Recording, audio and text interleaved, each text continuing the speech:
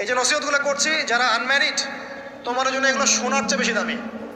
কারণ এই ডিসিশনটা এত এত গুরুত্বপূর্ণ যে জীবনে যদি এটাতে ভুল করে ফেলেন কখনো, সারাটা জীবন আপনাকে এই বোঝাটা তো যে আমরা এখন কি কি কাজ করলে কিভাবে স্টার্ট করব আর কিভাবে আমরা এটাকে সলভ করতে পারি। তো এই সলিউশনটা দুই রকম। এক নম্বর হচ্ছে যারা অলরেডি পরিবারে ঢুকে গেছেন তাদেরকে অন্য জায়গা থেকে শুরু করতে হবে। মানে যারা অলরেডি পরিবারে ঢুকে গেছেন আপনাদেরকে তওবা করে ফিরে এসে আবার শুরু করতে হবে। আর যারা পরিবারে এখনো ঢোকেন নাই, আপনারা এখনো সৌভাগ্যবান। এখন থেকে যদি আপনারা এই নসিহতগুলো মেনে চলতে পারেন, ইনশাআল্লাহ আপনার পরিবারটা 8-10টা পরিবারের মতো হবে না। ইনশাআল্লাহ রিজিকের ব্যবস্থাটাকে করে নেন, তারপরে ওদিকে যান। আপনার আপন ভাই হিসেবে আমি কথাগুলো বলছি, মনে করেন। এরপরে আপনি যখন বিয়ে করবেন, বললাম তো মেয়ের জাস্ট দিনদারিতা দেখবেন। হ্যাঁ, এর উপর যদি সৌন্দর্য থাকে আলহামদুলিল্লাহ, বংশ ভালো হয় আলহামদুলিল্লাহ, মেয়ের অর্থ সম্পদ আছে আলহামদুলিল্লাহ।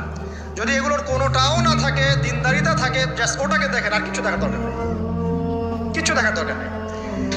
এরপরে আরেকটা কথা বলতে ভুলে গেছি যে আপনি এই লেভেলে যাওয়ার আগে নিজেও পবিত্র থাকার চেষ্টা করেন।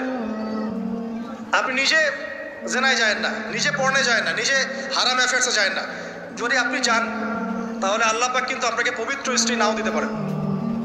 এটাই আল্লাহ পাকের নীতি যে একজন পবিত্র মানুষ পায়।